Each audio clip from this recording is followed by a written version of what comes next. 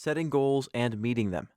Without dreams and goals, there is no living, only merely existing, and that is not why we are here.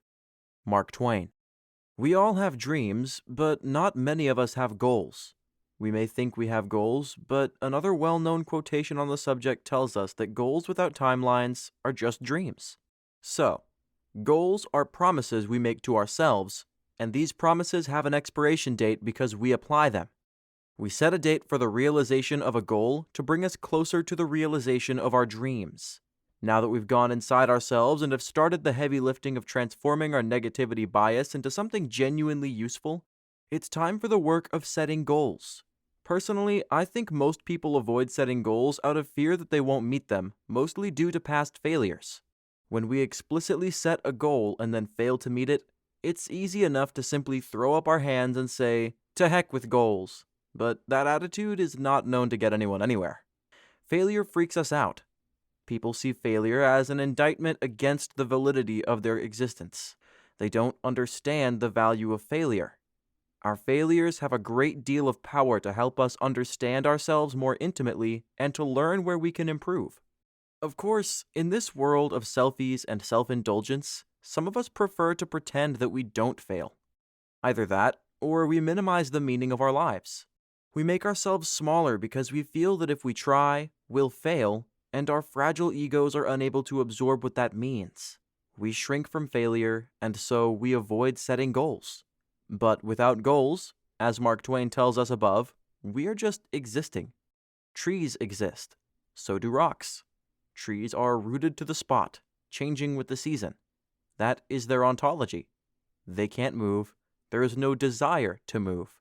They're just existing and infusing the air around them with oxygen. Rocks exist in an insensate state. They do not grow, think, act, or otherwise have any of the abilities that living creatures enjoy. You can pick up a rock and throw it, and the rock will stay wherever it lands until someone or something else disturbs it. It can't move on its own. But you are a human being. You're not a tree rooted to the spot as the seasons change. You are not a rock, insensate and subject to the will of your environment. You have human agency, human intellect, and undoubtedly dreams you'd like to realize. Because of that status, setting goals is second nature to you.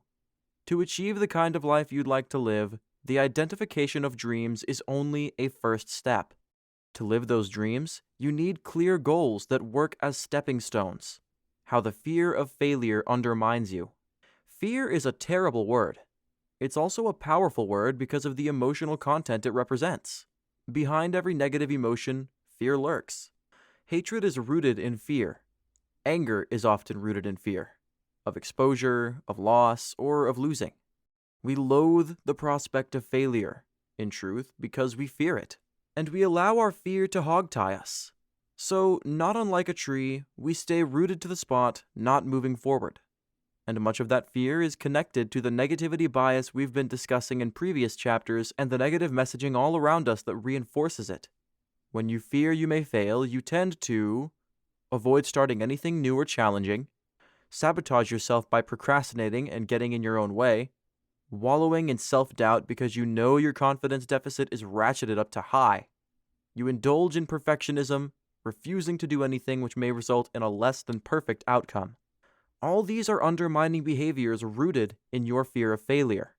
When we become so married to a perfect result that we don't even start something, we deny ourselves opportunities to grow and get better at what we do.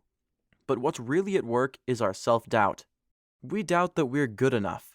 We tell ourselves we can't do that. Our confidence takes a hit when we indulge our fear with this kind of negative thinking. While these undermining beliefs about ourselves may come from external sources, when we fear failure, we're validating them. We give these beliefs, echoes of the irrelevant opinions of others, currency when we shy away from challenging ourselves by doing something new and perhaps a little risky. I mean, why would anyone get on a roller coaster? Why would anyone fly halfway across the world to experience a location they've never seen? The unknown is so scary. But the unknown is also enlivening. When we throw ourselves into the unknown, we encounter riches we otherwise wouldn't, simply because we conquer our fear to make that wild leap. If you want to get to the sweetest fruit, going out on a limb is the only way to do so. But if you convince yourself that the branch can't support you, you'll never know, will you? The power of goals. Goals are a measure of our accountability. Even when we fail to meet them, goals grow us into the full stature of our potential. They challenge us to reach a little higher and to push ourselves toward our dreamed-of destination. Setting clear goals also helps us define our dreams. Often, we center our dreams on the immediately attainable.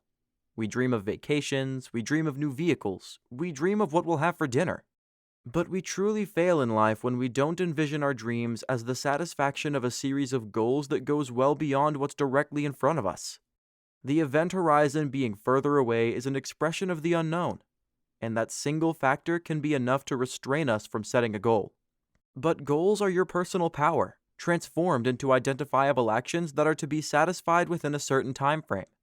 Identifying your goals. What matters most to you in life? Whatever that is, it should be a component of setting your goals because the hierarchy of what's important to you defines the motivational power of the goal. Your goals need to reflect what you consider to be your most pressing priorities. This provides you with focus by weeding out items that may not have the same level of importance as your eventual list of priority goals. Keeping your list of goals short and focused means that you know you have time to work toward each item. The importance of each goal is defined by your agenda in life or where you want to be and how you plan on getting there. This invests each goal with the pressing urgency of must do. Your goals must be aligned with who you are and what you know to be true of yourself. Your aptitudes and gifts are part of your goals. To infuse them in your career, for example, they need to be nurtured with knowledge. Obtaining that knowledge is a goal, or a series of goals, depending on what kind of education you need to build your gifts. Identifying your goals is just the beginning. Putting them into writing makes them real to you. Setting a time frame for realizing each goal makes them benchmarks that you knock off as you achieve them, propelling you toward the result you're seeking, whether it's a job advancement, an enduring relationship, or getting in physical shape. Achieving your goals demands commitment and dedication. When you set a goal, you're making a promise to yourself. Not keeping that promise can trip you up. When you fail to meet a goal, frustration and self-doubt can easily set in, derailing you from the long-term project your goals are moving you towards. So choose items which directly align with who you are and your most cherished dreams for your life. But as I've said earlier in the book, failure is an invitation to learning. When you fail to meet any given goal, take the time to examine why that happened. Not achieving the goal is not an indictment of your value. It's a point on your learning curve. Figure out why you didn't satisfy that goal, and then learn from it to avoid falling into the same trap again. Pro tip: when identifying a goal, write it down. Then ask yourself what those who know you well would say about it. What would they think if you set that goal for yourself? Would they have valuable information to add? You can learn a lot from those closest to you about the validity of your goals. While they're your goals, people who know you will shed an objective light otherwise unavailable in the goal-setting process. Get smart. If you're unfamiliar with the SMART method for making and achieving your goals, you need to know about it.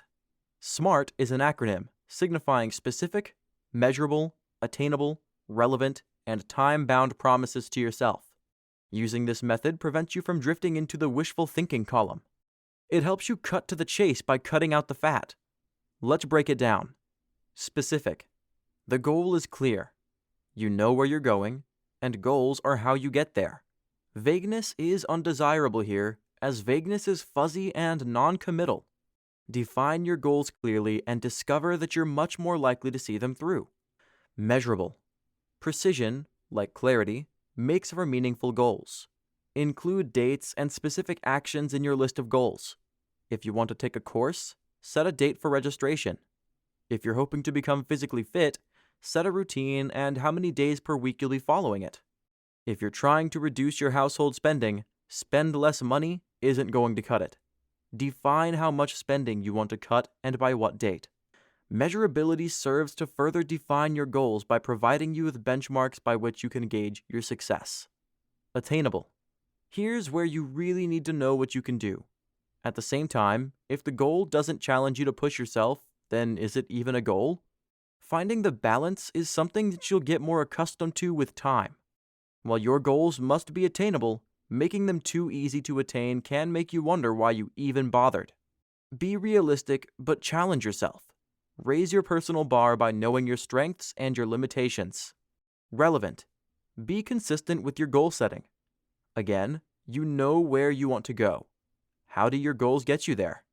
Concentrate on an overarching theme, becoming a trained EMT, reaching your target weight, or finding a life partner. Focus on the direction you're going in and what is required of you to get there. It's a series of steps that needs to be consistent and focused. Time-bound. A goal without a deadline is a dream. That's all it is. Without a specific timeline for achieving your goal, it's far too easy to get knocked off course. Again, realism counts. While not being too soft on yourself, adhering to a schedule, and then realizing a goal is one of the best feelings in the world. When time is of the essence, I think we all know that things are more likely to get done. Writing your goals. A key to investing your goals with urgency is writing them in a directive and firm way. Equivocating, waffling if you like, doesn't get your goals realized. Instead of writing a statement including the words "I hope to" or "I would like to," use words like "I will" and "I am going to." These are strong statements that indicate intention, commitment, and confidence.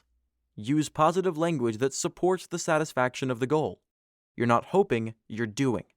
You're not speculating, you're setting a definite program of achievement for yourself. Pro tips.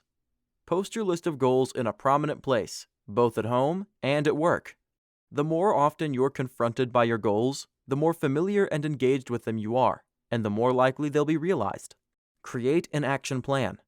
Every goal has moving parts. For instance, taking a course is a matter of identifying the course you want to take, finding the educational resources that offer that course, registering for it, attending, and then completing the course with the knowledge you expected it to teach you. All these moving parts should be crossed off as they're accomplished, providing you with a visual gauge of your progress toward each goal. Review your goals regularly. Set aside time to review your goals. You may want to do this every week. Some goals are bigger than others, and sometimes you may need to tweak your action plans to more adequately reflect your progress. Goals aren't static. They're an ongoing roadmap to the place you want to be, so engage with them. Know them intimately and be aware of items that require a change in direction or approach. Locke and Latham. In the late 1960s, Doctors Edwin Locke and Gary Latham developed a system for setting and meeting goals. Today, their work forms from the basis for everything you just read and for the modern interpretation of the role of goals in our lives. In 1968, Dr. Locke wrote the article Toward a Theory of Task Motivation and Incentives. In it, he demonstrated that clearly defined goals, coupled with constructive commentary from managers, are highly motivating for employees. This information led him to the idea that working toward a specific goal is also highly motivating and improves individual skill sets. Further, he found that the greater the challenge presented by any given goal and the more clearly stated it was, the harder people pushed themselves to satisfy it.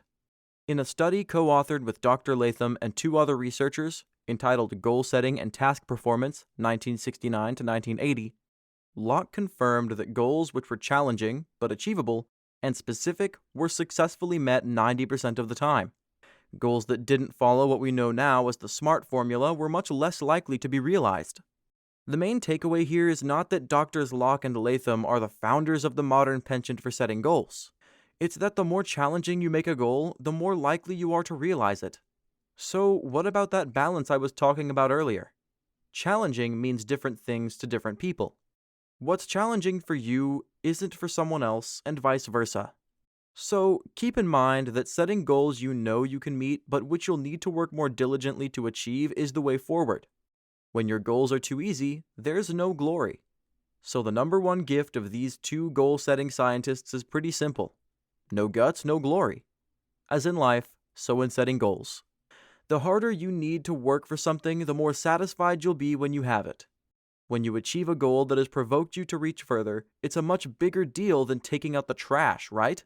So find your level of challenge, then balance it with achievability. So go ahead and push yourself. Just don't push yourself off the edge. Everyone has their limits. Goals give our aspirations shape. They serve as reminders of dreams we're working toward and what we need to do to realize them. When we set up our goals judiciously and intentionally, we're moving toward a life that's happier, more successful, and far more satisfying. You can certainly go through life without goals. I've seen it done many times. But failing to identify our goals in accordance with our dreams is doing ourselves a great disservice. It's letting ourselves off the hook. And that hook is the one you need to grab and hang on to for dear life because it represents personal accountability. And that's what goals do. They hold you accountable. When you hold yourself accountable for your life, you are the kind of responsible, emotional, and intellectually present person who lives their dreams. You're the kind of person everyone wants to know and every employer wants to hire. And that thought leads us to our next chapter, which concerns personal accountability. Holding yourself accountable is the royal road to becoming the boss of your life. But what happens when people don't hold themselves accountable for their actions? What effect does this have on our immediate contexts and society at large?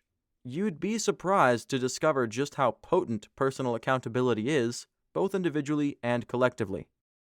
The joy of personal accountability. More people would learn from their mistakes if they weren't so busy denying them. Harold J. Smith. I'm not sure if you've noticed, but personal accountability isn't very fashionable right now. Most of us would rather blame someone else for the way things turn out in our lives. Casting ourselves as the victims of circumstance, we point to the presumed source of the problem, thus divesting ourselves of any personal responsibility. We may have had something to do with whatever happened, but that was nothing in comparison to what the target of blame did.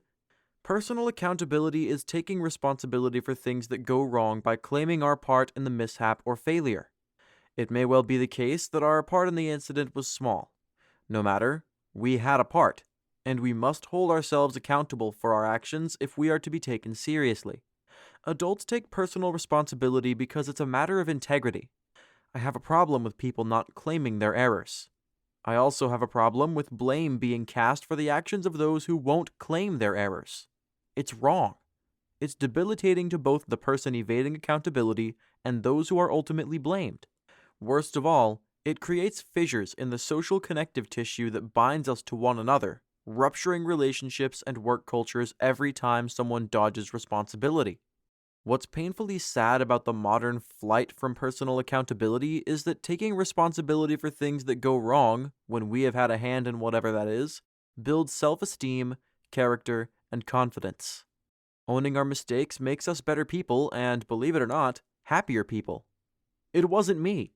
What has happened to our ability to take responsibility for the errors we make in life? Why are we so allergic to admitting fault lately? If you don't believe that taking accountability for the things you've done wrong matters, then I am sorry, you're part of the problem. A failure to accept responsibility for the errors you make, the tension you create, or the feelings you hurt is socially corrosive. Regardless of what you may think, right and wrong exist. Most of us know this due to socialization in the home and in school. But increasingly, the lines between what constitutes socially beneficial behavior and what constitutes socially toxic behavior have become blurred. Take, for example, the public resistance to the reality of the COVID-19 virus. Over the past year and a half, we've seen conspiracy theories spread all over the internet about the veracity of claims that a global pandemic that was killing people even existed. Even today, with more than 600,000 U.S. citizens dead from the virus, some claim it's not real. Then there are those who refuse to be vaccinated because they believe that the vaccines contain behavior-modifying microchips or that they render your body magnetic. Some claim that the vaccines will make you sicker than the virus. Perhaps there's a philosophical connection here to the wild claims of groups like QAnon or those of the January 6th insurrection at the Capitol in Washington, D.C. Whatever the presumed basis for the claims and vocalized paranoia of people who resist reality, at the root of it is a refusal to accept any accountability from their credulity in the confrontation of conspiracy theories or the social harm done when shared with the online community.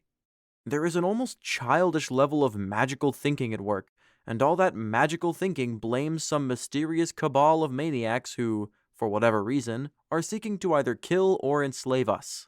This lends a kind of ersatz nobility to virus denial and vaccine hesitancy, which doesn't acknowledge the cost of people choosing to pretend that the pandemic is some nefarious plot. As people now sicken and die from the variants cropping up all over the world, it's the unvaccinated who are most at risk. But the unvaccinated are also at risk of infecting others, and for this, they claim to hold no accountability. Because it's the fault of this mysterious cabal they believe is trying to kill or enslave them with a virus they don't believe actually exists. Don't feel bad if you can't follow their line of reasoning. I can't either. A lack of personal accountability, communally expressed, is allowing the virus to claim more lives. The target of blame is not clear. It's a mysterious cabal, after all, and those are hard to get a beat on. But make no mistake, those who refuse the vaccine at this late date are directly responsible for the continuation of the pandemic. And yet, they continue to blame an unknown and unverifiable elite, hidden away from the public view by a curtain, just like the Wizard of Oz. They hold no personal accountability. This is an extreme example of an absence of personal accountability and the chaos that deficit is capable of generating. But even minor failures in this respect can lead to the loss of trust, the destruction of reputations, and the collapse of business and personal relationships. So, while our misled conspiracy theorists are yelling, "It wasn't me," they continue to evade responsibility for their actions. And there is no government willing to demand accountability from this subset of society. To do so, which would most likely entail quarantining people in their homes against their will, jailing them, or forcibly vaccinating them, would result in international censure. People can't be forced to do the right thing. But if they're not forced, they'll do nothing and continue to feed an insatiable mutating virus. The antidote is personal accountability. Taking responsibility not only for our actions, but for our credulity and our refusal to respond to logic or any threat to the rhetorical framework we're working from. We all expect toddlers to fib when we catch them doing something they're not supposed to do. We also expect them to blame someone else for what they've done. But here's the thing. "It wasn't me" isn't an acceptable excuse for not doing your duty or your due diligence. The toddler's ways must be outgrown so that we can become responsible adults who hold themselves accountable for screwing up or for backing the wrong horse because it appeals to their truculence. Accountability is for adults. I know that many of you are reading this book because you want to build a better you. Developing yourself to be a more effective person in every facet of your life is responsible. It's taking the bull by the horns proactively. And if you're reading, you probably know that you're responsible for the errors you've made in the past. You know that you've procrastinated, hesitated, and missed the boat. We all have, but admitting that we have is a practice that has fallen out of favor. We tend to believe these days that if only someone would just see how amazing we are, then all of our problems would be solved.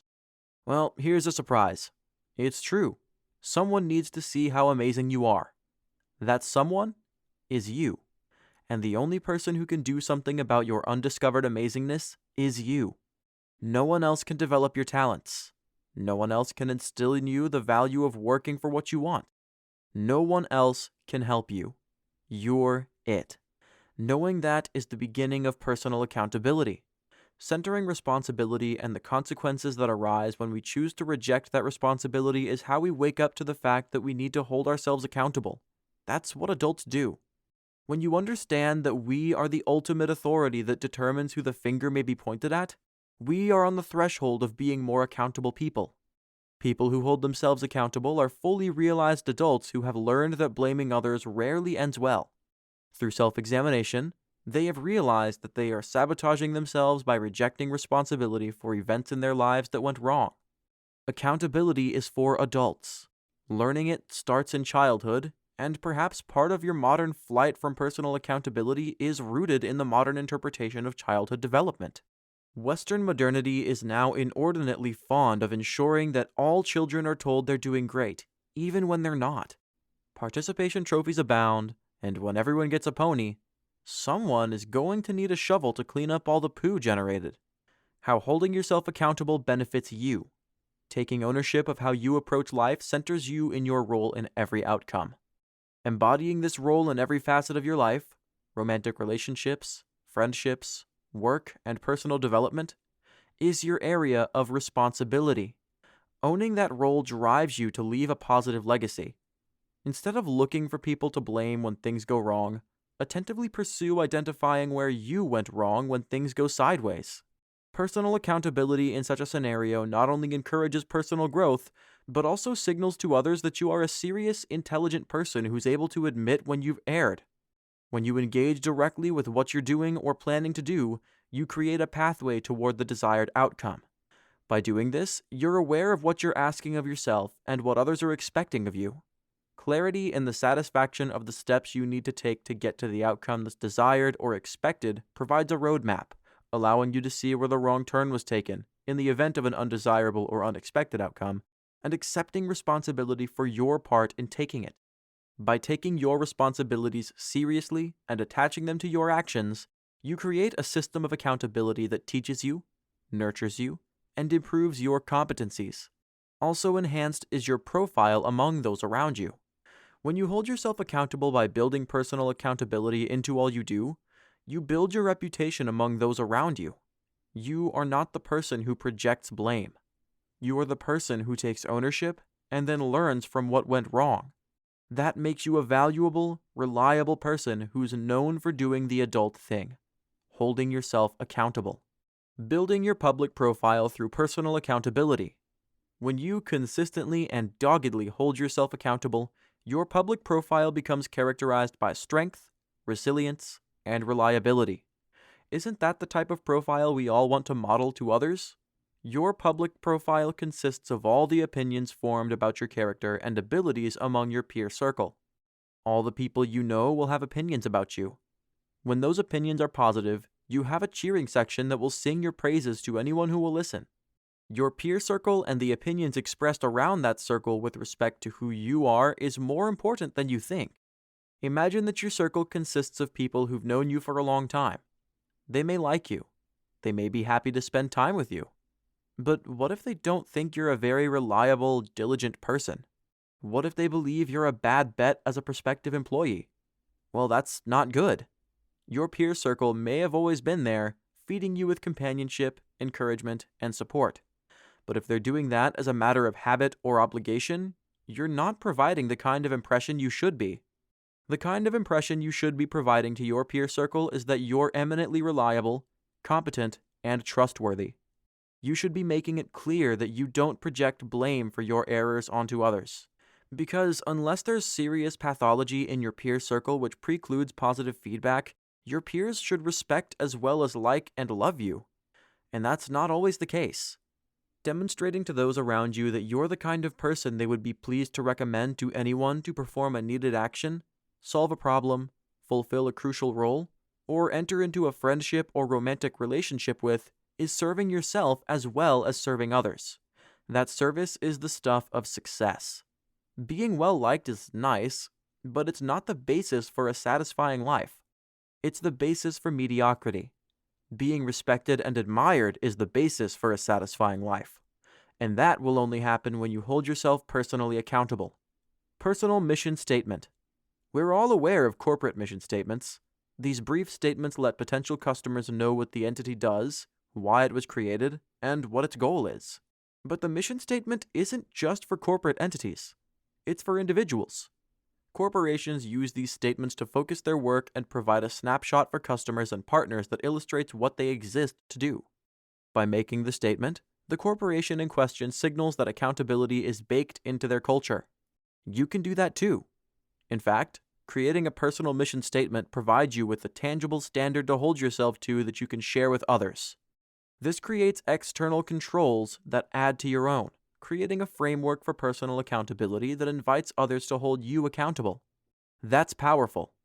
We discussed your core values and truths in Chapter 1 of this book. Your personal mission statement should encompass these, in addition to stating what you do with your time and how those two facets of your life, the personal and the professional, work together. A personal mission statement has the power to keep you on track by focusing your efforts and by making the reason for those efforts visible to those around you. This creates a web of accountability that holds you to what you've stated. People respect that kind of transparency. And transparency is one way of signaling to others your fearless commitment to doing what you say you're going to do and to owning up when things go wrong. How to create one. It's not always easy to see ourselves clearly. We sometimes have a very distorted image of ourselves that requires clarification from the peer circle we were just discussing. So, mind that circle's impressions of what you do and who you are. Ask them what they think of you. What are your primary strengths? What makes you worth seeking out? Approach those in your circle you know are going to be forthright with you and then take key words from what they've shared with you. Words like competent, talented, and reliable are key words that resonate with people. Thinking about what you want to leave behind when you exit this world is another key component of your mission statement. What is it you hope your presence in this world will achieve? How do you want others to think of you once you've shuffled off this mortal coil? What motivates you in your deepest core? A simple template for a personal mission statement reads as follows. I will insert action, change, insert specific focus, for insert specific audience, by insert aptitude you'll leverage to achieve this change noted, to insert the desired outcome. The most effective mission statements, whether personal or corporate, are short, capsule statements. They're not abstracts, they're not thumbnails. So write something to get started, based on the foregoing template, then whittle it down to its essence. For example, I will create alternatives to the conditions of children in foster care by leveraging my knowledge of the system to provide more nurturing environments. I am creating sustainable building materials to give low-income people access to housing by providing an affordable option to improve their living conditions. I will build a better mousetrap. Your mission statement may even be something as simple as affordable building materials for better living conditions, building strong children for a strong future. The personal mission statement provides a focus for you and for those who seek you out. It's concise, evocative, and clear. Accountability is at the center of the personal mission statement, which allows potential clients and partners to come to you with confidence. The message of a personal mission statement pushes your intentions into the public sphere, whether you're seeking a job or applying the statement to an established career. Frame it and hang it in your workspace, where others can see it. Put it on your resume and in your cover letter. By doing this, you're not only broadcasting who you are and what you can do for others, but you're holding yourself accountable. You are tying yourself to stated intentions that have been publicly shared. What's more powerful and confident than telling others what you're all about? The personal mission statement clarifies your purpose and your prowess. It broadcasts to others and adheres to your values, creating a locus of personal accountability that's ironclad. Making promises to yourself is a great thing to do, but making promises to others is an exercise in developing relationships based on satisfying those promises. Only create this statement when you know you're ready to go above and beyond holding yourself accountable to yourself. Holding yourself accountable in the public sphere comes with much more risk, so be sure you're committed to that mission statement. Take your time creating it. Feel comfortable with it, and then live up to what it says about you and what you do in life. Personal accountability is all about building your confidence, professionalism, and reputation among peers, potential clients, and partners. When you hold yourself accountable consistently, others will not only admire you, but they'll trust you. And in this shady world, trust is a key word. It is, in fact, the only word. The root of trust is in your ability to hold yourself accountable when things go sideways. Without projecting blame or seeking to wriggle out of accountability, you stand tall in the center of what you do by taking ownership. In the second half of this book, we're going to move into other spheres of self-help and personal development. While many won't recognize these as life skills that lead to success, it's clear to me that they're all indispensable supports for a truly whole person. So what you're going to talk about next is making changes to your lifestyle that support success. These items are too often kicked to the curb in our rush toward that success, but neglecting them can mean burning out in the midst of all that rushing. While everyone wants to be successful, many people neglect ministering to the fullness of their beings. So, let's start by talking about physical and mental health, which are the cornerstones of any successful, well-lived person. Ignore the next 2 chapters at your peril, because whether you believe it or not, the key to resilience in a challenging world is in your overall well-being and holistic health. Your integrity depends on paying close attention to the needs of your physical and intellectual components as they're all crucial to a happy, successful life. Becoming whole, holistic health, and your body. I believe that health is more than merely the absence of disease. It is a total state of physical, mental, emotional, spiritual, and social well-being. Dr. Frank Lipman. As I mentioned at the end of the last chapter, people too often believe that success is to be found in a series of maxims or practices directed solely to the project of whatever you would do for a living. But without attending to your total health, there is a high probability of burnout and illness of all kinds. You are a human being before you're anything else. This is our common legacy. Our bodies, minds, and spirits are the truth about who we are in this complex mechanism that is the holistic human being. Neglecting your health for the sake of professional advancement is an old story, but that story has persisted into our contemporary setting. And one of the worst and most corrosive elements of contemporary life is stress. Stress, the silent killer. Stress affects so much more than our frame of mind. It's responsible for affecting the health of millions of Americans. The American Institute of Stress reports that 33% of Americans report living under extreme levels of stress, emanating from financial challenges, work, and relationship difficulties. But 77% of Americans report that stress affects their health, and that's a problem that impacts society on every conceivable level. That number, as we all know, represents more than 3/4 of the population. While stress can't be referred to as the leading cause of death among stressed-out Americans, it contributes to the leading causes of death in the USA. Cancer, heart diseases, injuries in the workplace, diseases of the lungs, liver cirrhosis, and suicide. That's why stress is the silent killer. It leads to fatal illnesses when left unchecked. The predominance of stress as a threat to human health in the modern world serves to highlight why holistic, or total, health in body, mind, and spirit is so crucial to being able to live a satisfying life. When one system in the body is out of whack, everything else will follow.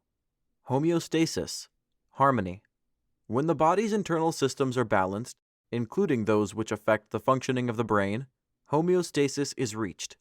While all individual systems may not be precisely at their optimal set point, they are near that point, allowing the body to function as it was intended to, free of all disease and dysfunction. When our minds are plagued by stress, homeostasis is disturbed, and when that state of ideal function is disturbed, other systems rapidly fall prey to the impact of stress. While many definitions of homeostasis neglect to talk about the state of our minds and intellectual function, these factor into the total picture. The mind and body are part of one organism. Without the body, the brain has nothing to do. Without the brain, the body does not function. The brain is the command center of our bodies, directing and managing its functions, and when conditions change, the brain signals the body to adapt. When conditions like stress enter the picture, the brain responds by sending out alarms in the form of chemicals like cortisol, known as the stress hormone. Threats, an oncoming vehicle that doesn't stop as you enter a crosswalk or a car swerving into the bike lane as you pedal to work, are responded to in an area of your brain called the hypothalamus. This small area in the brain is like a fire alarm. It rings throughout the body, borne by nerves and the release of hormones. This alarm bell tolls your adrenal glands, located above the kidneys, to send out adrenaline and cortisol. This is the primitive fight or flight response, sending adrenaline to your body that allows you to answer threats by running away. Your blood pressure and heart rate spike as the body prepares to flee from the threat your brain has identified. As all this is happening, the cortisol that's been released into the body slows down non-essential functions like digestion and the reproductive system, focusing all of its resources on getting away from whatever's threatening you. Your alarm system is also signaling the sections of your brain that govern fear and mood because those instinctive functions are in play. What was once a human being's vital means of identifying potential threats and fleeing from them now creates an unnecessary cauldron of fear-based responses. When this is happening in your body all the time, it can become extremely deleterious to your overall health. Fight or flight responses are usually transitory, as they were designed to be. But when they're a normal part of your life, When you become so accustomed to them that you barely even notice them anymore, they can cause more than 6 leading causes of death in the USA. They can impair your daily function in insidious ways, like chronic anxiety, episodic or chronic depression, problems with digestion, headaches, pain and tension in the muscles, difficulty sleeping, gaining weight, inability to concentrate, memory lapses, and memory loss. So what should we be doing to ensure that stress doesn't get the better of us? This question takes us back to homeostasis and rebuilding balance in the body, addressing body, mind, and spirit to create a harmonious and highly functioning human reality. Most of what I'm about to tell you is common sense, but many people have convinced themselves that they either don't have time to apply these lessons or that they're not really important.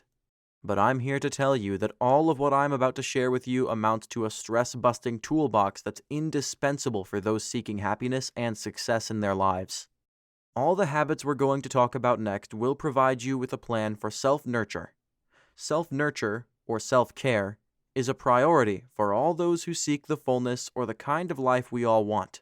Balanced, peaceful, and successful in all its sectors. The human body was built for movement. Whether you like it or not, your body was made to move.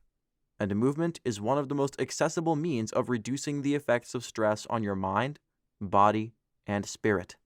If you don't exercise, or even walk any material distance, then you're vulnerable to all manner of illnesses, including mental health issues. Moving your body should be a regular part of your life.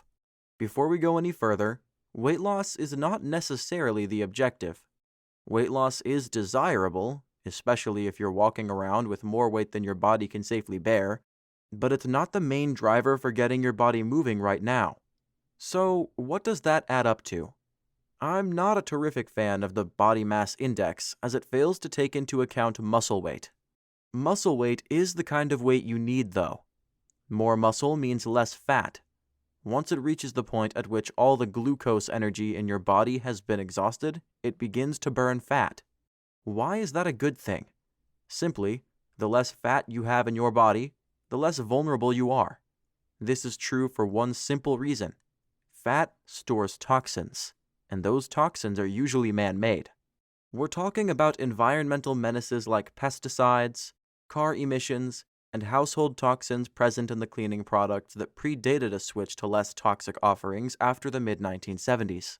Why do these household cleaners matter to us now, though? Because if you were around before the mid-1970s, those toxins are still in your fat cells. The Environmental Protection Agency warns that these substances can affect the function of your endocrine, reproductive, nervous, and immune systems. They can also cause cancer. Reducing the amount of fat in your body, then, is not just about aesthetics. It's about removing toxins stored in fat cells by removing these fat cells. But weight loss also reduces stress on your ligaments and cartilage, which supports your joints. Excess weight is a source of stress for your joints that can result in a need for joint replacement, a costly and challenging eventuality. There are many other reasons to lose weight, including the stress excess weight places on your heart, lungs, and other bodily systems. Diabetes is one unwelcome result. Heart disease is another. So without a doubt, moving your body to lose weight isn't solely about aesthetics. Despite the modern propensity to claim that excess weight isn't always unhealthy, it most certainly is, and for all the reasons I mentioned above. Other benefits of regular physical activity. Exercise doesn't just help you lose the fat in which harmful toxins hide. It doesn't just make your joints healthier and less susceptible to failure. Exercise releases healthy, naturally occurring chemicals into your body which have the effect of creating a sense of well-being. These chemicals are called endorphins, and they're the body's answer to morphine. It's free. It's part of your body, and every time you exercise, you get a hit of this feel-good substance. That's why post-surgical or post-traumatic exercise is so important. When endorphins are released, pain is reduced. This is the result of both interaction of the brain's pain receptors with endorphins and the physical focus on the source of pain accomplished through therapeutic exercise. Regular exercise also supports a sounder, healthy sleep cycle, and sleep is one of the cornerstones of health. Getting between 7 and 8 hours of sleep per night is the gold standard for healthy function. Less sleep than that can lead to cognitive dysfunction and depression. Exercise while building muscle mass also improves your energy level. Because a body that moves has a healthier heart, it makes you feel less tired and more able to get through everything you need to do. Every time you exercise, you're supporting your heart by delivering increased oxygen to your circulatory and other key systems, as well as key nutrients. Sustainability. If you're new to regular exercise, or it's been on the back burner of your busy life for a while, there's a key word you need to keep in mind. Sustainability. When we embark on a self-help strategy like regular, intentional movement, we tend to think of ourselves as the next Schwarzenegger.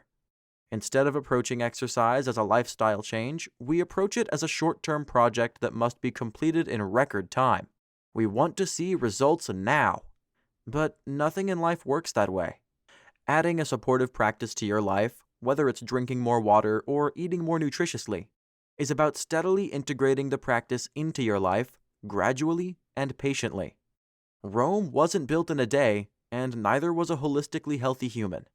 So, whatever you choose as your daily exercise ritual, walking, running, swimming, cycling, Pilates, yoga, weightlifting, pickleball, don't convince yourself that you're just going to do it guns blazing.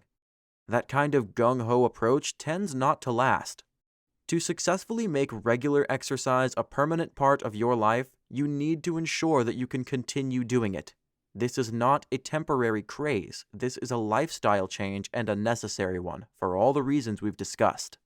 My exercise regimen is simple, time-effective, and easy to sustain. Employing a series of exercises, some using body weight and some using handheld weights, I accomplish my daily exercise in a total of 15 to 20 minutes, 5 or 6 days a week. I also walk everywhere I can. Full disclosure, I have exercised my entire adult life intentionally. Why? Because it makes me feel good. It also controls my weight, strengthens my skeletal system and the cartilage, tendons, and ligaments that support it, and improves the functions of my heart and lungs. The sense of well-being I derive from my exercise routine is another bonus. When you know you've done something beneficial for yourself, you feel good. You also feel confident because you know you're up to life's challenges. Daily exercise is one of the greatest gifts you can give yourself. Choosing the right exercise is key. Making your exercise regimen sustainable is key. You want to find your way toward establishing a lifelong habit that will improve your overall health and carry you into a much happier, healthier old age when the time comes. I know that many of us don't like exercise. We think of it as an imposition on our time and an all-around pain in the rear end. The very thought of it gives some of us hives. But think of the alternative, if that describes you. Think about the body you're in now and how it functions. Think of how you're going to age. All of our bodies are finite. They all break down sometimes. They all betray us eventually. These are not permanent structures. But ask yourself how you treat a new pair of expensive shoes. Do you shine them? Do you keep the shoe trees in them or place them in soft bags to prevent scuffing? Remembering that the shoes are expensive, I suppose you could always buy another pair if they fall apart because of the abuse. However, that is not true for your body. Keep that in mind as you consider what I've said in this chapter so far. Nourishing the holistic human. Here we are at food, another sticky subject in the modern world. Since the 1960s, the Western world has been awash in interpretations of food that are really not food, but excuses for food. Fast food, prepared food, salt, fat, and sugar-laden food are all the legacies of the mid to late 20th century. These have carried over into the present time, even though most of us are aware of how little nutritional value most of these foods offer us. Convenience, that imperative of the modern age, is killing us. The foods we stuff in our faces as we make our way to wherever the heck we're going in our fast-moving conveyances are not foods at all. Designed for long shelf life, they're swimming in chemical compounds as well as that unholy trinity of salt, fat, and sugar. And the sugar these days isn't even sugar. It's high fructose corn syrup. HFCS, which you'll find in every prepared food item in the grocery store and not just in the candy aisle. It's even in your bread, and it's making us unwell. But HFCS is cheap for food producers to use in place of sugar, and so it's in our food so that these companies can rake in more profit. And we, consumed by our busy lives, embrace it because we don't think much about what we're consuming. Changing the game. To support your ongoing physical health, adding exercise is your first move. But adding nutrition is absolutely necessary to support the new habit. Your body doesn't run efficiently on anything but real food. And when I say real food, I mean food that you buy in its raw form. Prepared food is the site of all manner of hideous, unnatural ingredients. They do nothing for your body and everything for the shelf life and appearance of what you're eating. When you buy food and cook it, you know what's in it. Buying food items in their raw form helps you control what you're eating and its nutritional value. Does it sound complicated? It shouldn't. It wasn't until recently that we all began resorting to getting fed quickly. And while the modern world may seem to compel this behavior, it doesn't really do that. We compel ourselves. We tell ourselves there's no time or that it's not that important, the same excuses we use to reject regular exercise. But there is time because what we eat is important. The food we eat is fuel for our bodies, and when you're active, as I hope you soon will be if you're not now, feeding your body with what it needs is imperative. I'm not saying you need to become an orthorexic, meaning a person who eats impeccably or someone dedicated to obsessively eating only the purest, healthiest forms of food. There's always room for an ice cream cone or even a plate of French fries. I'm just saying that items like pizza should not be on your daily menu. It's easy to pick up the phone and order a pizza, but eating pizza regularly has consequences for your health. Eating hamburgers and fries and other fast food has consequences. Fast food and prepared foods need to be put in their place in favor of healthier choices if you're going to live the happy, fulfilled life you're seeking. Living that life demands a healthy body, or how else will you enjoy it? Choosing to eat nutritiously most of the time isn't really that complicated. Even a bowl of pasta noodles with a simple tomato sauce made from scratch. Make a big pot, then freeze it in meal-sized containers, as this offers more nutrition. And don't forget that good nutrition includes fruits and vegetables. These provide you with one of the most important features of a healthy diet: fiber. Fiber keeps what you eat moving through your body. And if you're taking a fiber supplement to ensure you discharge your food regularly, then you don't have enough naturally derived fiber in your diet.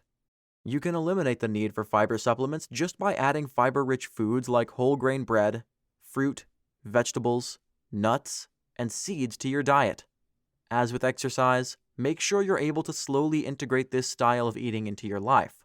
Rush at it, and you'll get frustrated and disappointed in yourself. And with pizza just one phone call away, you may prefer to console yourself than to stick with making healthier choices. Once again, the key word is sustainability. Eating habits that are easy to stick to become a presence in your life because you'll feel better with just a few changes. You'll have more energy and vigor, your skin will look great, and you'll lose weight. Pardon? Is there something wrong with caring about the way you look? Not at all. In fact, the more content we are with our appearance, the more pleasant, effective, and successful we are. Looking your best is part of the fun. Never forget that, and don't make excuses for not caring about your physical appearance. Paying attention to your appearance is part of loving yourself, and if you don't love yourself, it shows. People respond. So don't feel egotistical about caring about your physical presentation. Your presentation to the world is a big part of who you are, according to the world around you. If people perceive you as a well-cared-for person, they're more likely to trust you. We'll talk more about aesthetics and why they matter later in the book as a friendly reminder that they're part of the big picture. Add to your nutritious eating habit a water drinking habit. Eliminate soft drinks as much as possible or limit yourself to one a day. Creating limitations on sugar-laden soft drinks is a huge challenge for many, so don't try to go cold turkey. Create a rule, then reduce over time. You don't need soft drinks. They do nothing for you except adding weight to your body and filling it with undesirable chemicals. In the second chapter of this exploration of healthy habits, we're going to move into the intellectual component of the holistic human and how we can improve this aspect of our lives towards reaching homeostasis and overall health and well-being.